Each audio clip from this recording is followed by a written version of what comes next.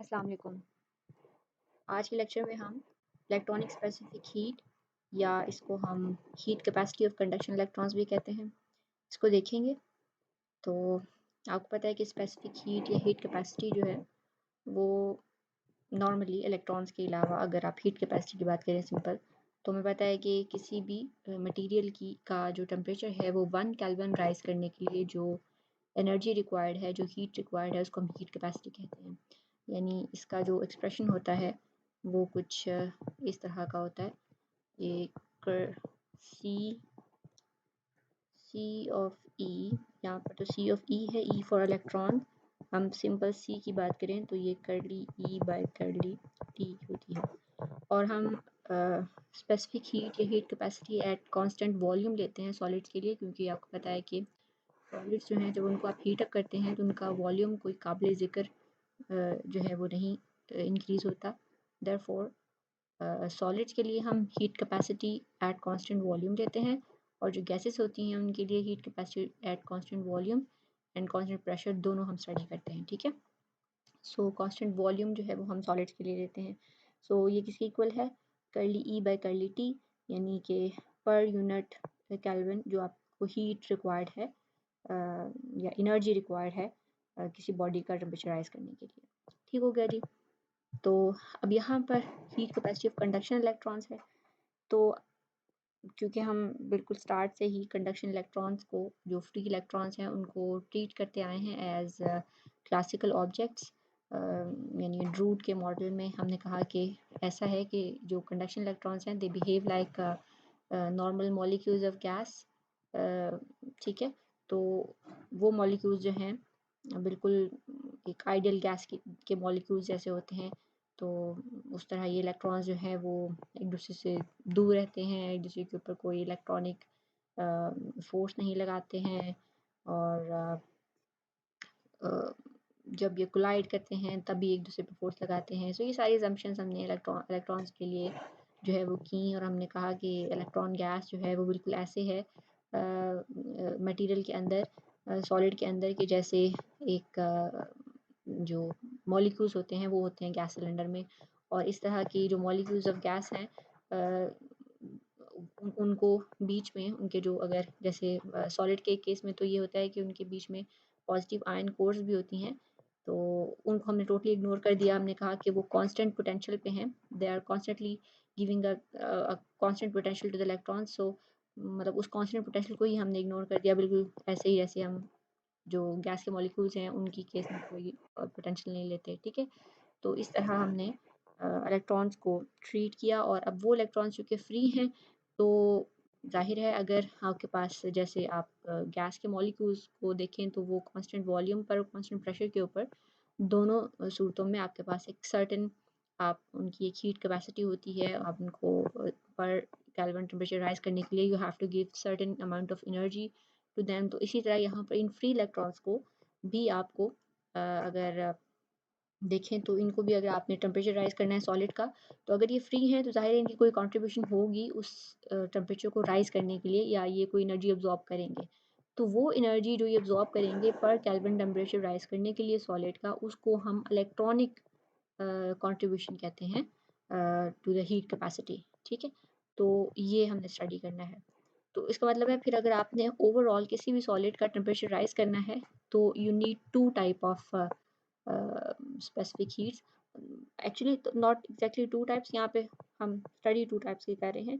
तो एक तो जो टोटल हीट कैपेसिटी है मेटल्स की, तो वो एक फोनोन की हीट कैपेसिटी होगी, और दूसरी इलेक्ट्रॉनिक हीट कैपेसिटी होगी। इसके अलावा भी आपकी मेटल के जो इलेक्ट्रॉन्स जो आयंस होते हैं उनकी वाइब्रेशन भी ज़ाहिर है उसके लिए भी एनर्जी रिक्वायर्ड होती है। तो लैटिस की ओवरऑल उसकी लैटिस की एनर्जी कहते हैं। अगर आप ये पूरी की बुक में देखें तो इसने शायद लिखा हो, ओवरऑल हम कहते हैं कि हमारी जो टोटल हीट कैपेसिटी है it is the heat capacity of lattice, और लैटिस में बाकी सारी चीज़ें आ जाती हैं, थर्मल वाइब्रेशंस, ठीक है, आयंस की और फोनॉन्स, एवरीथिंग एल्स। और बाकी फिर हम कहते हैं जो rest of the heat capacity है वो इलेक्ट्रॉनिक हीट कैपेसिटी है। तो electronic heat capacity and lattice heat capacity. ठीक है, तो हम सिर्फ इलेक्ट्रॉनिक हीट कैपेसिटी को यहाँ डिस्कस करेंगे। अब यहाँ पर हम ये जो हीट कैपेसिटी है, इलेक्ट्रॉनिक हीट कैपेसिटी, इसको ड्रू लॉरेंट्ज के मॉडल के बेसिस पे ट्रीट कर रहे हैं, और हम उसके लिए जो थ्योरी यूज़ कर रहे हैं वो काइनेटिक थ्योरी ऑफ गैसेस है, जो क्लासिकल थ्योरी है। और काइनेटिक थ्योरी ऑफ गैसेस के मुताबिक जो ऑन द एवरेज एक गैस का मॉलिक्यूल उसके पास एनर्जी होती है, वो एनर्जी हम इलेक्ट्रॉन्स के लिए कंसिडर करेंगे। तो हम देखते हैं कि उसके उसके साथ क्या रिज़ल्ट हमारे पास आता है। तो आप चाहें तो इस बुक से भी कर लीजिए, ये दोनों बुक से ऑलमोस्ट सेम है। उमर की बुक में थोड़ा सा ज़्यादा था तो मैंने वहाँ से किया है, लेकिन दोनों बुक्स में आप पढ़ लें, दोनों में से सेम है। तो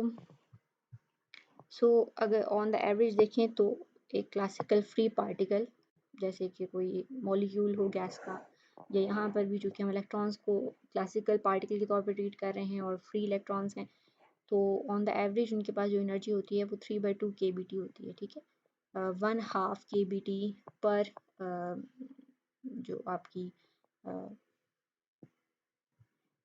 डिग्री ऑफ फ्रीडम होती है, तो एक 1/2 पर degree of freedom, so 3 degrees of freedom के लिए 3/2 kBt। ठीक, सो ये हमारी एवरेज काइनेटिक एनर्जी है। और अगर आप पर मोल लें तो क्या हो जाएगा, Na टाइम्स 3/2 kBt, तो ये 3/2 RT आपके पास आ जाएगी, where you know that R is this Na times K। तो इलेक्ट्रॉन्स हीट कैपेसिटी जो है, जैसे मैंने आपको भी बताया कि इलेक्ट्रॉनिक हीट कैपेसिटी क्या होगी, curly E by curly T। और मतलब बेसिकली जो आपकी हीट कैपेसिटी है वो ही curly E by curly T होती है, क्योंकि यहाँ पे हमने average energy of electron consider कर रहे हैं। तो अब इसको आप डिफ्रेंशिएट करेंगे T के लिहाज से, तो वो आपकी इलेक्ट्रॉनिक हीट कैपेसिटी हो जाएगी। ठीक है, तो अगर आप एनर्जी जो है वो मतलब बेसिकली हमने इलेक्ट्रॉन को चूँकि एज फ्री पार्टिकल एक क्लासिकल ऑब्जेक्ट के तौर पर ट्रीट किया हुआ है, तो वही एनर्जी है जो कि एक गैस मॉलिक्यूल की एनर्जी होती है। सो उसी को आपने कंसिडर करके, और या आप इसको डिफ्रेंशिएट कर दें, तो आपके पास आ जाएगा 3/2 R। ठीक है, टी के ऊपर आपने इसको डिफ्रेंशिएट कर दिया, और जब आप यहाँ पे R की वैल्यू पुट करते हैं तो आपके पास आता है 3 कैलोरीज पर मोल इंटू केल्विन। ठीक, तो वो कह रहा है कि अगर आप इसमें फोनोन की हीट कैपेसिटी भी ऐड करें तो फोनोन की हीट कैपेसिटी 3R होती है। 3R नॉर्मल हीट कैपेसिटी हम पहले भी स्टडी कर चुके हैं। ठीक है, आप टेम्परेचर जितना मर्जी राइज करो, ये 3R ही रहती है। आपने हीट कैपेसिटी का अगर ग्राफ आपको याद हो तो यहाँ से स्ट्रेट जाता है ऊपर की तरफ और उसके बाद सीधा हो जाता है इस तरह। तो 3R तो वो हो गई।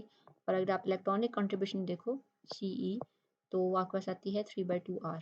ठीक है, और जब आप इन दोनों को R की वैल्यू पुट करके इसकी वैल्यू निकालते हैं तो ये 4/5 R हो जाएगी। 3R ये, और ये 3/2 R, 4/5 R।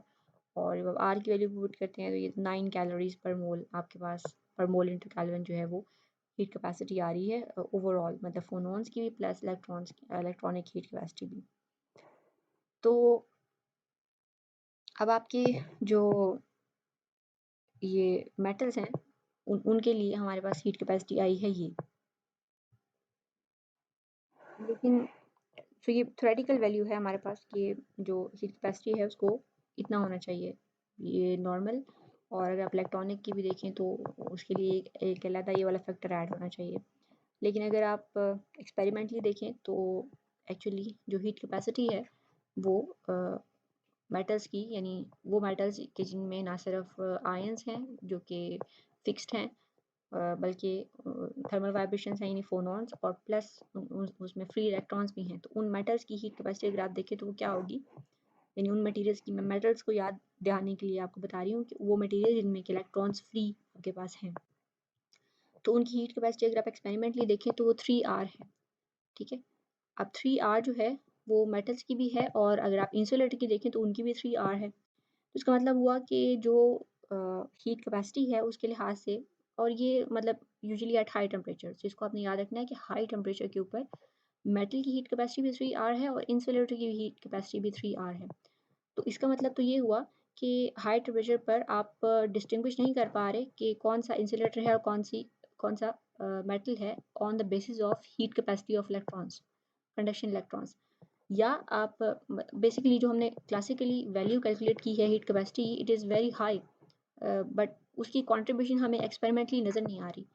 तो अगर हम एक्सपेरिमेंटली देखते हैं तो एक्चुअली जो वैल्यू है हीट कैपेसिटी की वो तो 3R है, उसमें कोई यानी ये थर्मल वाइब्रेशन की सिर्फ आपके पास कंट्रीब्यूशन है, इलेक्ट्रॉनिक कंट्रीब्यूशन है ही नहीं। सो ये वाली कंट्रीब्यूशन बिल्कुल ज़ीरो है अगेन एट हाई टेम्परेचर।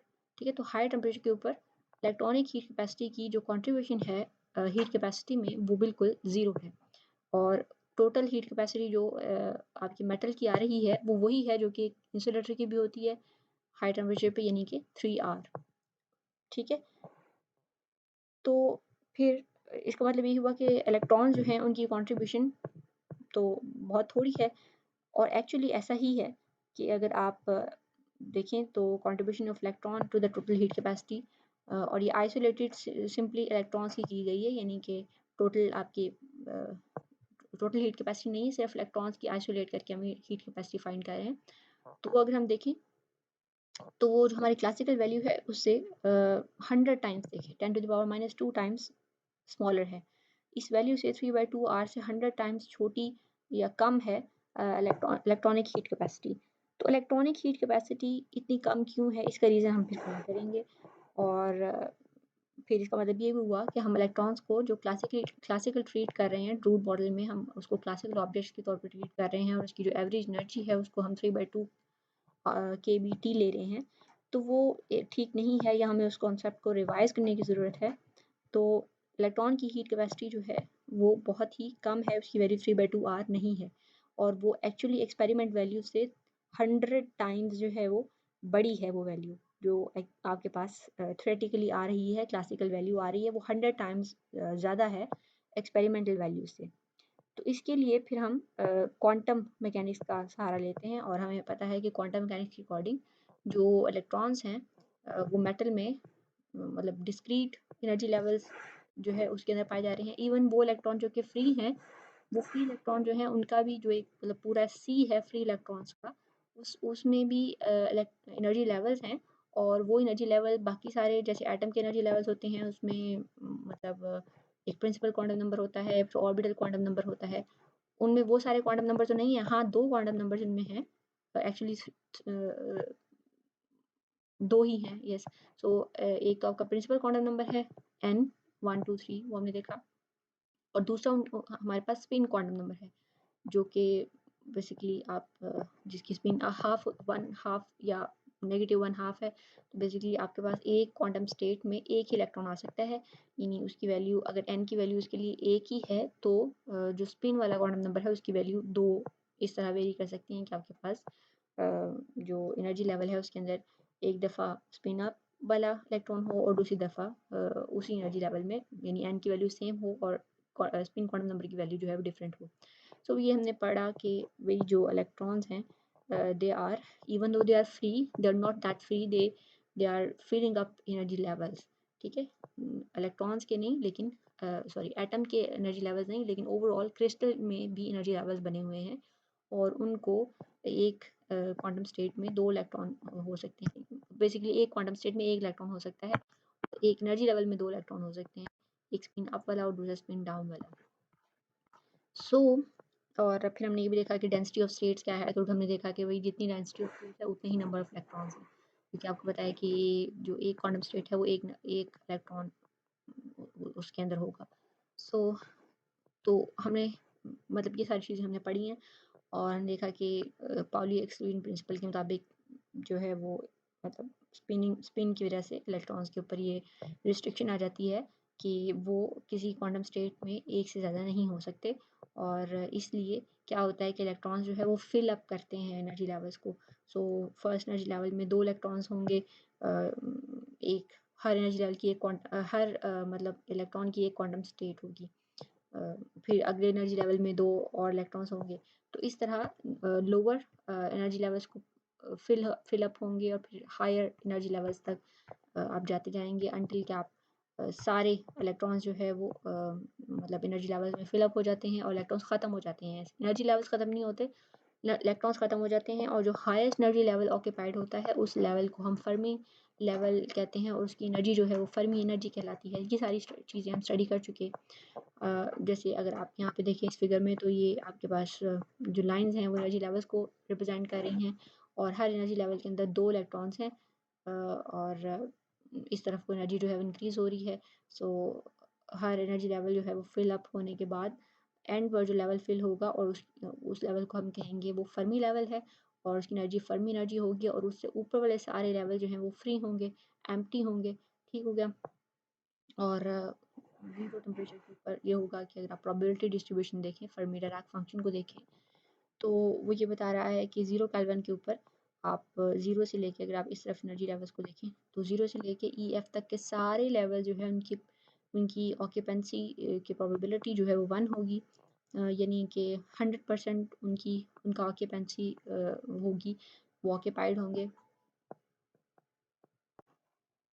तो ये सारी चीज़ें हमने देखी और जैसे हमने देखा कि टेम्परेचर ज़्यादा हो जाए तो हमने इसका मैथमेटिकली भी जो डिस्ट्रीब्यूशन फार्मूला है उसमें भी वैल्यूज़ रख के देखा कि हायर टेम्परेचर्स पर ये जो ग्राफ है उसमें EF से बिलो वाले जो कुछ लेवल्स हैं वो एम्प्टी होंगे और कुछ उससे हाई वाले लेवल जो हैं वो फिल्ड होंगे।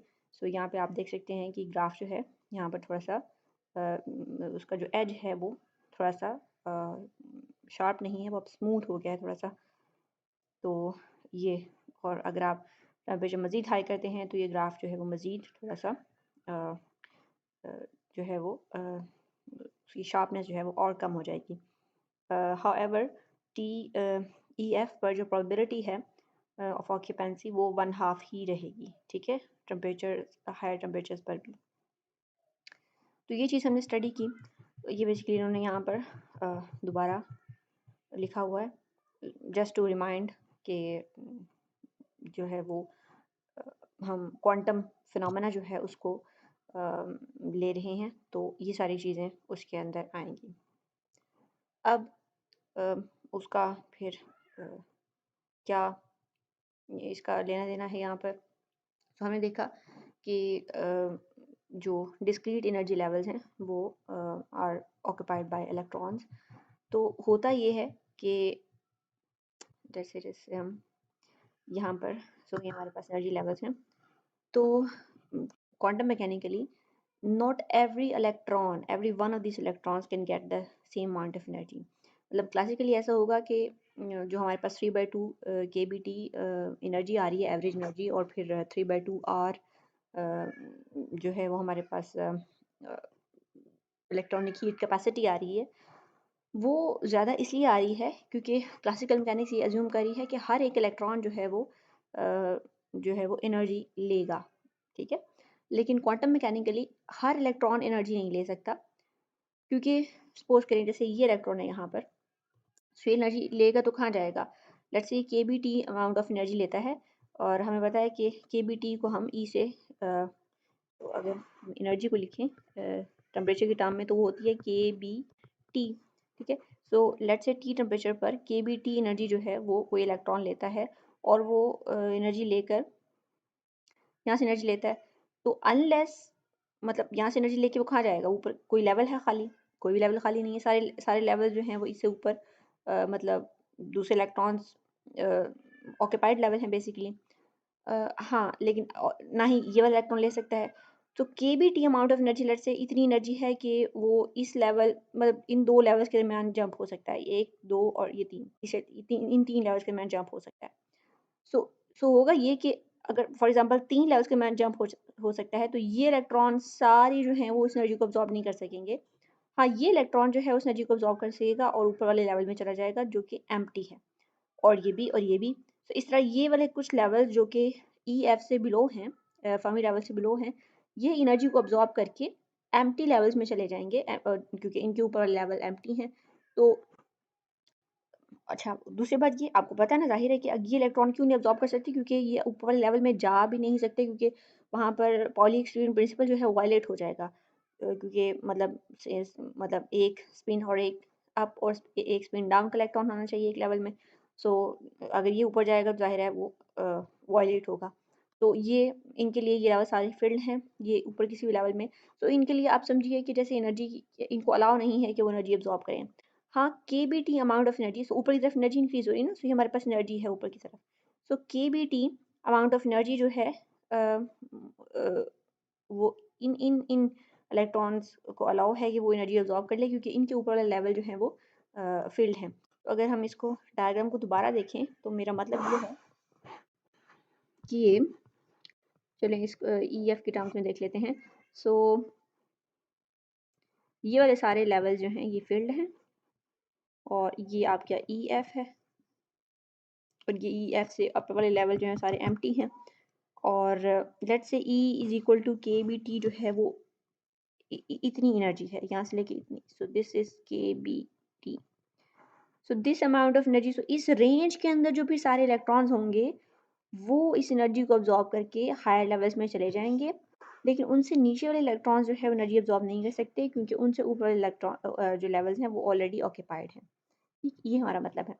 इस तरह फिर जो number of electrons energy absorb कर रहे हैं वो कम हो गए, और इनफैक्ट ना सिर्फ कम हुए, बहुत ही कम हो गए। मतलब चंद एक इलेक्ट्रॉन्स होंगे जो कि फर्मी लेवल के करीब करीब लाए कर रहे हैं, जो कि वो केबीटी अमाउंट ऑफ एनर्जी लेकर ऊपर जाएंगे। बाकी के सारे इलेक्ट्रॉन्स जो है वो उनके ऊपर रिस्ट्रिक्शन है और वो एक्साइटेड नहीं होंगे, सो वो उस प्रोसेस में हिस्सा ही नहीं लेंगे। देयरफॉर सिर्फ चंद एक इलेक्ट्रॉन्स उस प्रोसेस में हिस्सा लेंगे, एनर्जी अब्जॉर्ब करने वाले प्रोसेस में। तो इलेक्ट्रॉनिक हीट कैपेसिटी की जो फिर कंट्रीब्यूशन है वो इसलिए बहुत ज़्यादा कम होगी।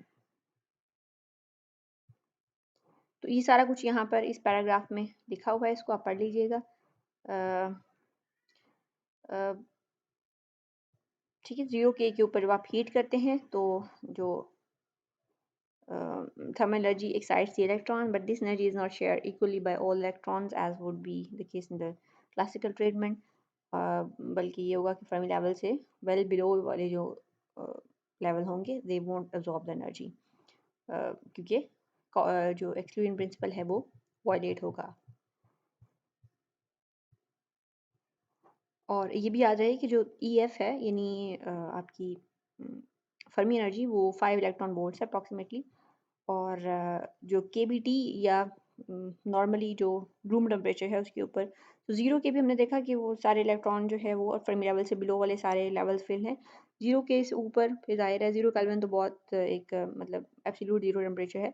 उससे ऊपर लेट्स से रूम टेम्परेचर पे भी अगर आप देखें तो जो एनर्जी है वो केबीटी, अगर आप एनर्जी को टेम्परेचर के टर्म्स में देखें, टेम्परेचर लाइक यहाँ पे रख के आप के साथ मल्टीप्लाई करें तो एनर्जी के टर्म्स में फॉर एग्जाम्पल इसको देखें तो ये 0.025 इलेक्ट्रॉन वोल्ट है, जो कि बहुत कम एनर्जी है देन EF। तो इसका मतलब है कि सिर्फ जो फर्मी लेवल के करीब इलेक्ट्रॉन्स हैं वही, क्योंकि बहुत कम एनर्जी है, तो फर्मी लेवल के करीब करीब वाले कुछ इलेक्ट्रॉन्स जो हैं वो चंद एक लेवल वाले वो एक्साइट हो पाएंगे, और तो बाकी के जो इलेक्ट्रॉन्स हैं वो एनर्जी को अब्जॉर्ब नहीं करेंगे, और वो इलेक्ट्रॉनिक हीट कैपेसिटी में हिस्सा भी नहीं लेंगे। अब एक्चुअली जो हीट कैपेसिटी है, पहले हमने इसको क्लासिकली देखा। अब जो एक्चुअल हीट कैपेसिटी है उसको देखने के लिए हम जो है वो एक सिंपल सा ट्रीटमेंट करेंगे, जो कि नॉन मैथमेटिकल है। और उसमें हम ये करेंगे कि हम देखें, हम उसी तरह एवरेज एनर्जी लेंगे पार्टिकल की, और उसके बाद फिर हम नंबर ऑफ़ पार्टिकल्स देखेंगे क्या निकलते हैं, और फिर हम एवरेज एनर्जी को नंबर ऑफ़ पार्टिकल से मल्टीप्लाई करेंगे। तो ये मैंने कुछ थोड़ा सा लिखा था यहाँ पर, वो हम देख लेते हैं। So only electrons within the range KBT of EF, so EF से नीचे केबीटी रेंज तक हमने अभी बात की कि ये अगर हमारे पास एनर्जी लेवल्स हैं सारे, और ये लास्ट एनर्जी लेवल है EF, तो ओनली KBT लेवल तक जो सारे इलेक्ट्रॉन्स हैं वो मतलब एनर्जी को अब्जॉर्ब कर पाएंगे। Can gain energy when temperature is raised by T। Temperature T raise होगा तो KBT अमाउंट ऑफ एनर्जी जो है वो EF से नीचे KBT अमाउंट ऑफ एनर्जी, मतलब जहाँ तक वो लेवल वहाँ तक बेसिकली उस रेंज तक जो है वो इलेक्ट्रॉन एनर्जी को अब्जॉर्ब कर पाएंगे।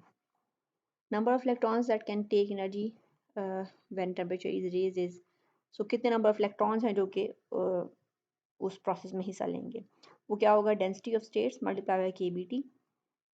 ठीक हो गया। सो KBT वो अमाउंट ऑफ एनर्जी है, और डेंसिटी ऑफ स्टेट्स बेसिकली आपको पता है कि वो आपकी मतलब नंबर ऑफ एनर्जी स्टेट्स या quantum states per unit energy range है। बेसिकली डेंसिटी ऑफ स्टेट्स आपको नंबर ऑफ इलेक्ट्रॉन्स भी बता रही है ना, क्योंकि डेंसिटी ऑफ स्टेट का मतलब है, आपको पता है कि एक स्टेट में, एक क्वांटम स्टेट में एक इलेक्ट्रॉन होगा। सो डेंसिटी ऑफ स्टेट का मतलब है number of electrons multiply by KBT। सो ये हमने पूरी बुक में 3/2 NF/EF वाला फार्मूला निकाला था, मल्टीप्लाई बाय KBT। सो एक क्लासिकल स्टैटिस्टिकल मैकेनिक्स के मुताबिक आपका जो एवरेज एनर्जी होगी पार्टिकल की at temperature T, that would be 3/2 KBT। और gain of energy as temperature पर electron as temperature is raised by T। तो गेन ऑफ एनर्जी क्या होगी? तो ये आपकी ऑन द एवरेज एनर्जी है, ये आपकी नंबर ऑफ पार्टिकल्स है जो कि इस प्रोसेस में हिस्सा ले रहे हैं।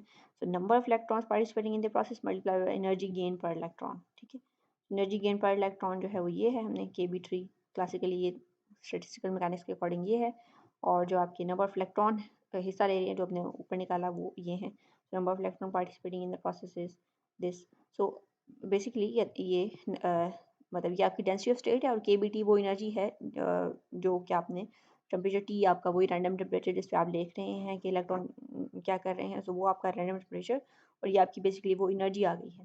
ठीक, तो number of electrons multiply by वो एनर्जी रेंज जिसमें कि मतलब डेंसिटी ऑफ स्टेट मतलब नंबर ऑफ इलेक्ट्रॉन्स, ठीक है, और KBT यानी वो एनर्जी बिलो EF के जो एनर्जी रेंज के अंदर इलेक्ट्रॉन्स उस प्रोसेस में हिस्सा लेंगे। सो ये basically total number of particles है जो कि इस प्रोसेस में हिस्सा लेंगे, और ये उनकी एवरेज एनर्जी है। सो नंबर ऑफ पार्टिकल्स को आप एवरेज एनर्जी से मल्टीप्लाई करें तो ये आपकी एनर्जी गेन हो जाएगा। सो 3/2 NF/EF KBT multiply by 3/2 KBT, ये उनकी एवरेज एनर्जी। सो ये नंबर ऑफ पार्टिकल्स आप देखें अगर इसको, तो ये EF से ये KBT की जो डायमेंशन है वो एनर्जी की हैं, ये EF जो है वो भी एनर्जी की डायमेंशन रखता है।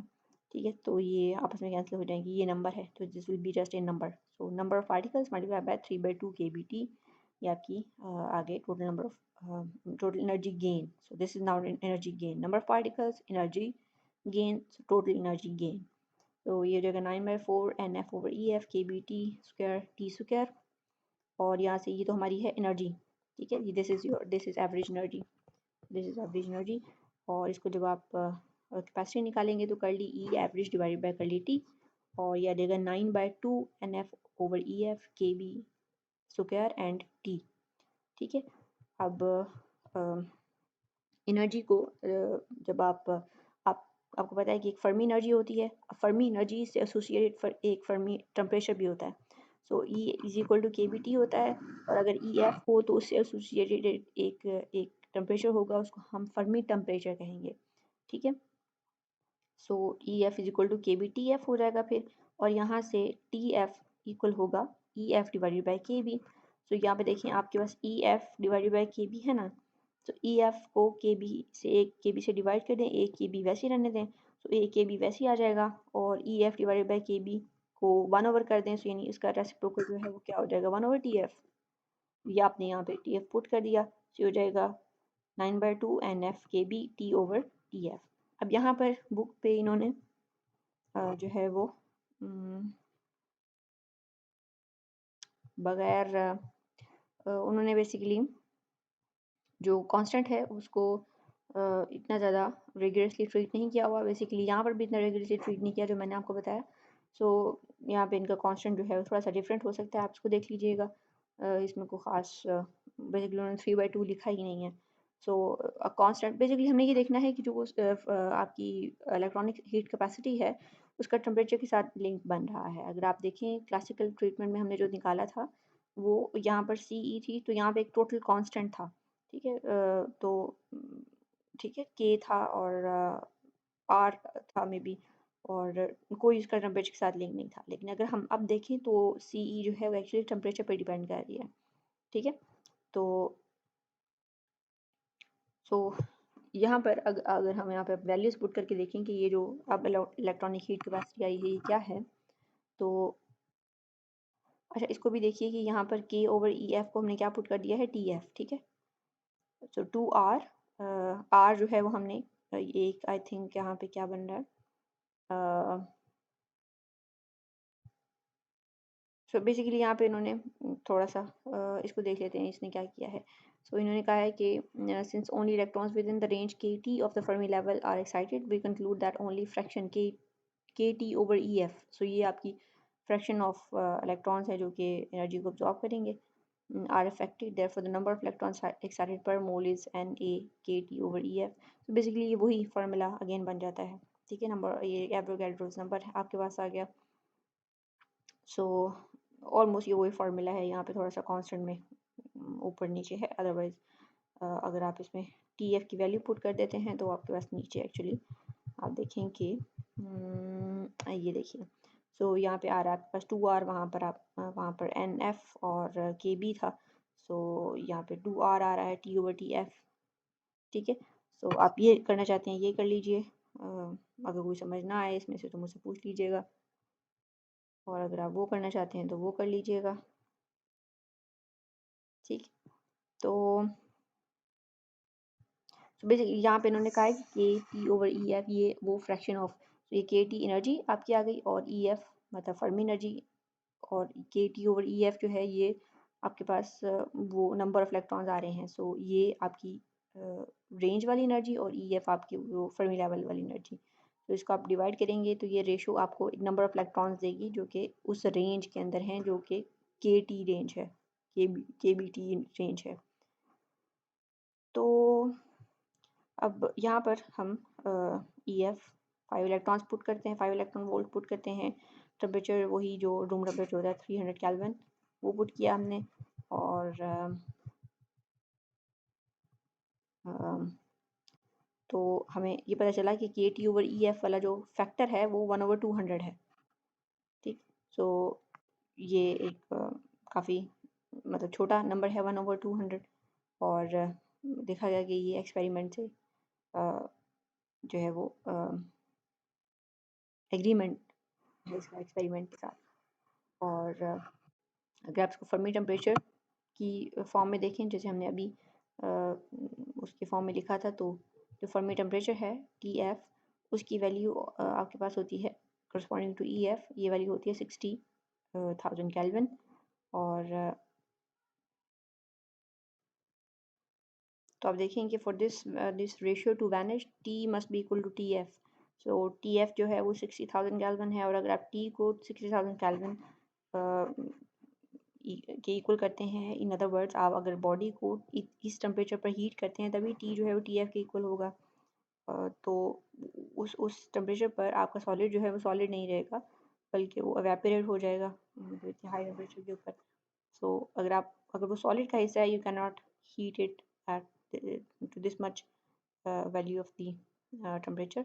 तो देयरफॉर जो आपकी स्पेसिफिक हीट है ज़ाहिर है वो भी कम होगी, क्योंकि टी जो है वो ऑलवेज स्मॉलर होगा than T F. T F जो है वो काफ़ी बड़ी अमाउंट है 60,000 केल्विन, तो ये काफ़ी चूँकि बड़ा है तो सी ई जो है वो उसकी वैल्यू बहुत कम होगी।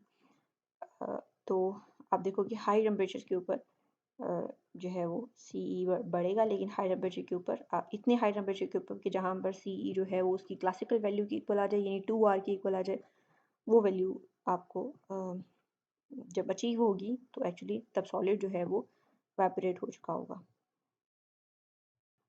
और दूसरा जो रीज़न है वो ये कि दूसरा जो आपका कंक्लूजन है वो ये है कि जो हमारी स्पेसिफिक हीट है, हीट कैपेसिटी है इलेक्ट्रॉन्स की, वो आप देखो कि टेम्परेचर का फंक्शन है। तो यहाँ पर उन्होंने उसकी एक्चुअल वैल्यू लिखी थी, an exact evaluation of electronic heat capacity. तो अगर आप इसको देखो तो ये 3.14 है ना पाई स्क्वायर, तो ये 9 ही बनता है ना, 9/2R के टी ओवर ई एफ। तो ये ऑलमोस्ट वही वैल्यू अभी देखी थी। तो देखो कि सी ई जो है टेम्परेचर का लीनियर फंक्शन है। सो ये एफ एक कांस्टेंट नंबर है, ये कांस्टेंट वैल्यू है के आर बाकी सारे कांस्टेंट है। तो सी ई जो है वो लीनियरली टी पर डिपेंड कर रहा है, मतलब है कि टी इंक्रीज़ होगा तो सी ई इंक्रीज़ होगा, और लोअर टेम्परेचर्स पर सी ई की वैल्यू बहुत कम है। तो सी जो है यानी टी के ऊपर डायरेक्टली डिपेंड कर रहा है, और जबकि और सी ई यहाँ पे सिर्फ इलेक्ट्रॉनिक हीट कैपेसिटी की बात कर रहे हैं हम, जबकि लैटिस हीट कैपेसिटी जो है वो हायर टेम्परेचर पर वो is no more a function of T ना, वो हाई टेम्परेचर के ऊपर 3R ही रहती है, अगर आपको याद हो। तो ये हमारा ग्राफ है हीट कैपेसिटी इस तरफ और यहाँ टेम्परेचर है। तो इलेक्ट्रॉन्स के लिए देखें ये कॉन्स्टेंटली इंक्रीज़ हो रही है heat capacity as temperature is increasing, जबकि लैटिस के लिए आप देखो तो हीट कैपेसिटी जो है वो एक 3R, ये वैल्यू 3R है। तो दिस इज़ 3R, ये जो डैश लाइन है, तो उसके ऊपर जाकर इस वैल्यू के बाद ये कॉन्स्टेंटली कांस्टेंट हो गई है और ये टेम्परेचर पे डिपेंड नहीं कर रही। सो इंडिपेंडेंट ऑफ टेम्परेचर हो गई है। As the temperature is increasing it is staying 3R, ठीक है, ये कांस्टेंट वैल्यू हो रही है एट हाई टेम्परेचर्स। तो लैटिस हीट कैपेसिटी जो है वो इस तरह वेरी कर रही है और इलेक्ट्रॉन्स की हीट कैपेसिटी जो है वो इस तरह वेरी कर रही है। सो ये एक जो है वो आपका एक और रिज़ल्ट था। और अगर आप इसको पूरी की बुक से भी करना चाहते हैं यहाँ से भी कर सकते हैं आप। यहाँ पर देखिए इधर भी इन्होंने कंपैरिजन किया हुआ है। This indicates that C V is proportional to T and approaches to zero as T approaches to zero, ठीक। ज़ीरो टेम्परेचर के पास तो मतलब सी ई जो है यानी इलेक्ट्रॉनिक हीट कैपेसिटी बहुत ही कम है। Using typical values of T and T F, so T F के लिए उन्होंने मतलब 3000 केल्विन यूज़ किया है और टी के लिए 300 केल्विन यानी रूम टेम्परेचर वाली वैल्यू। तो वो अगर आप वैल्यूज़ रखेंगे तो ये आपका रिजल्ट आएगा 3/2 NkB T/TF। सो आपके पास जो है वो क्या आ जाएगा, यहाँ पर इन्होंने बहरहाल आप आपकी जो ट्रीटमेंट है जैसे हमने अभी किया था वो वाली कर लीजिएगा। अगर आपको उसकी समझ ना आए, फिर भी अगर आपको ये भी समझनी हो तो आप देख सकते हैं। ये वही KBT/EF is a fraction of electrons that can absorb energy, और फिर आपने इसको T/TF लिख दिया, ठीक।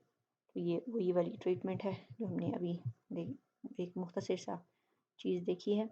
तो सी ई आपके पास, अच्छा यहाँ पे आपने T/TF की वैल्यू रखी, तो ये T/TF जो है वो 0.01 आ रहा है, विच इज़ अगेन जो 3/2 NkB आपकी नॉर्मल वैल्यू आ रही थी क्लासिकल, और उससे ये इतना कम है 0.01 10⁻², ठीक हो गया। और ये हमारी एक्सपेरिमेंटल वैल्यू है और क्वांटम मैकेनिकली हमने बताया कि वो क्यों ऐसा है कि इतनी कम वैल्यू आ रही है हीट कैपेसिटी की।